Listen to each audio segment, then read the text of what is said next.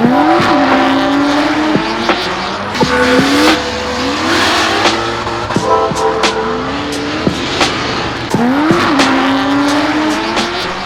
are back out at Gingerman for the second year in a row, Gridlife Midwest. It is a completely sold out event this year, and it is busy. It's gonna be the busiest paddock in the country for the next few days. We've got HPDE, time attack, wheel-to-wheel racing, drift, which everybody loves. And then after all that, we've got the festival, so the concerts at night. It is gonna be a hell of a weekend. I'm really excited to be back. Last year we came with this car and we did a 146.1. We're back with pretty much the same setup, but I did add some E85, so we have a little bit of a power bump. So I'm hoping to shave off some time there and maybe get into the 144s. And obviously, since we're doing time attack, I also want to be somewhere in that mid-pack and not last place, so we'll see what we can do. I'm feeling good, and I think this car has it in it.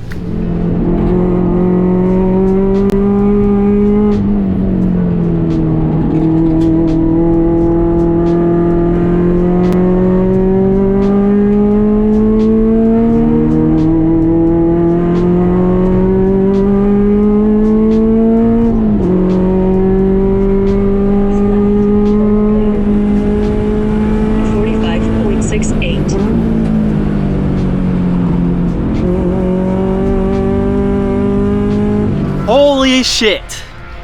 Just got done with the second session of the day, and I think I really needed this. I went out there and I was just like, I'm just gonna try and push as hard as I can, even though it's hot out. I'm not gonna go any faster. But I don't know, ever since I think the beginning of the year at NCM, I've been driving scared and just being too safe, where I would never got to the point where I had to save something and I was like, oh, that was at the limit, that was close. So I went out there and did that this session, got really loose, had a couple moments that I needed to correct and save, and felt like I was driving more at the limit. And like, I don't know, I feel completely different now. It scared me, and I think I needed that. And I don't know, I just feel like super ready for the next session to just go out there and push even harder, and it feels good. I definitely needed that. I shaved off 5/100ths off my time, so I broke into the 44, so I ran a 144.95, which is not fast, but I feel like I broke through that wall that was stopping me from pushing as hard as I could, and I'm really happy now. I'm just dripping in sweat right now because it took a lot out of me to do that. I don't know. There's a part of you when you're out on the track that has, it's a self-preservation part where you're like, oh, maybe you shouldn't do that. You know, you spent a lot of money on this car. It'd be a shame if you did something that would, you know, or you got hurt. But sometimes you just gotta ignore that and throw it out the window. Well, we just finished up a session. I saw that Foster pulled into the pits. Didn't think it was a big issue. I thought maybe he went off or something, but I saw him going again.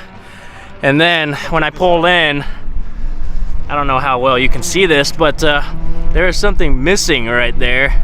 The actual axle sheared off, so there's no axle nut on here now. So this whole wheel hub assembly wants to come off. Look at this. The only thing holding the wheel on right now is the caliper holding onto the rotor. It's crazy. Yeah, so if you take a look at this, well, when the car was on the ground, the wheel was completely crooked and it just did not look right. So that was definitely not good. The whole thing could have came off and could have been worse.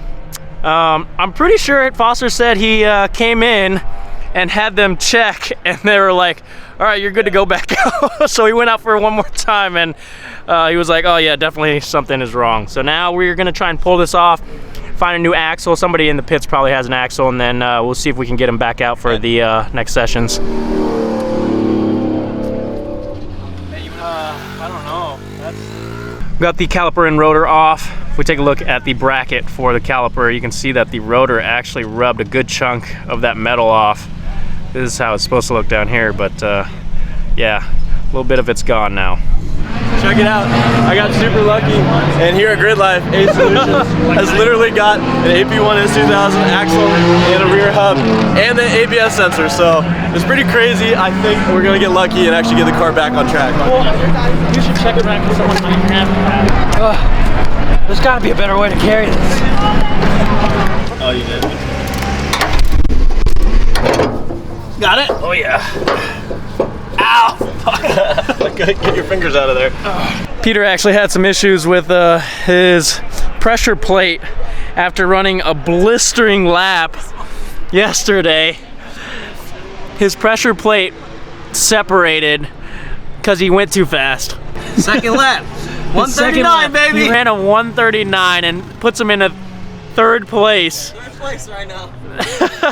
So he got a replacement pressure plate in, got the transmission put back. He's putting back everything else, and hopefully he'll be out. Are you trying to make this last session of the day? Hopefully he can make it out. But yeah, I came over here and saw his car on jack stands and wasn't sure what happened, but luckily it wasn't too bad. I want to be able to see him go out some more and tear it up, maybe and get 138s. He's cooking it. There you go, thank you. That's good. Yeah, who needs a fluid pump? Yeah, nobody. You don't need You just that. need your hands, your good old God-given hands. All right, man, I gotta go get ready. Hopefully you get this thing put back together. Yeah, thanks, man.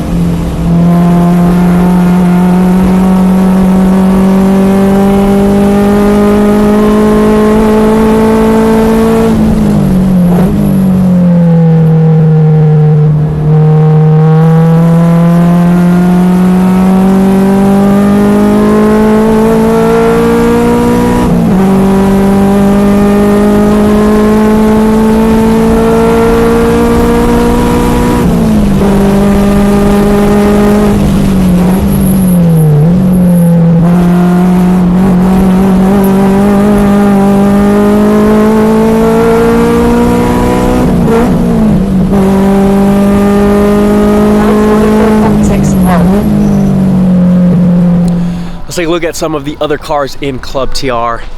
This is Foster's AP1S2000. We usually come out to the Gridlife events together. You may have seen this car already, but let's start off in the back. We've got the APR wing that I actually was gonna run on my car, but Foster bought it and he is running a 9 Lives Racing chassis mount kit with the APR wing.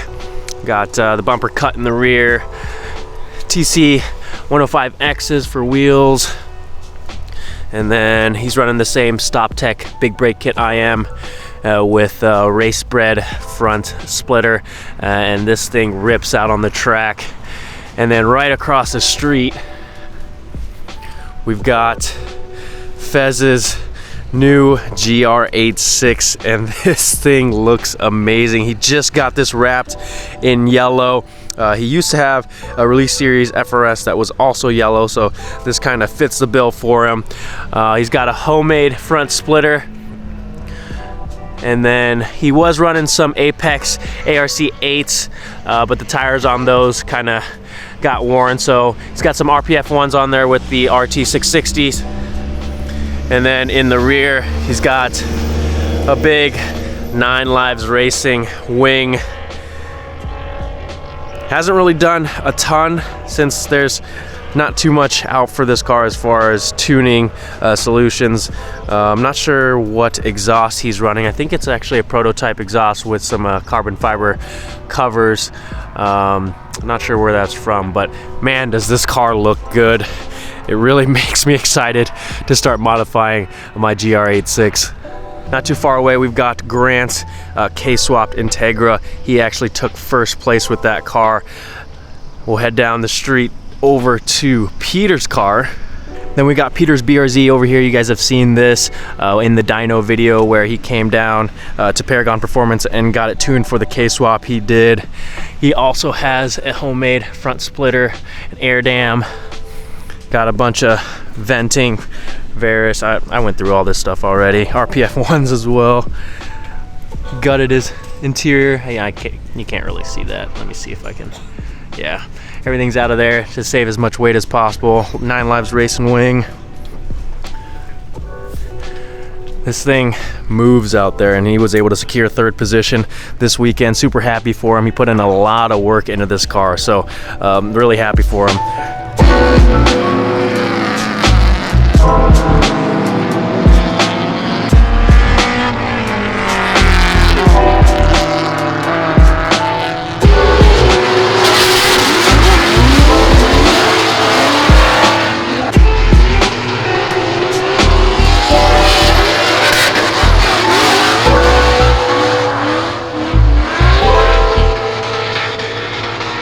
What a hell of a weekend, guys. We set out to beat our personal best of the 146.1. We were stuck at a 45 flat for a while, but by the end of the weekend, we were able to shave it down to a 144.6. So we knocked off about 1.5 seconds off that personal best, and we weren't last in our class, so can't complain there. I did have a couple laps where I was on pace to do a 44 flat, but one of those laps we ran into a black flag, and then the other one we ran into some traffic. That's just kind of what happens in time attack, so gotta just deal with that. I need to work on producing the fast laps in the 2nd or 3rd lap of the sessions. Most of my fast laps were the last laps of the session, so I did run into traffic and such on some of those laps, so we just need to work on that. But overall, had such a cool experience. Was able to go out there and chase down some drift cars. Chris Forsberg's 1300 horsepower Ultima. I think we were behind TJ Hunt as well, so really cool experience. Always a good time at Gridlife Midwest, but we are back home now. I've got a lot of unpacking to do, so that's gonna do it for this video, guys. Thank you guys so much for watching. I'll see you guys next time.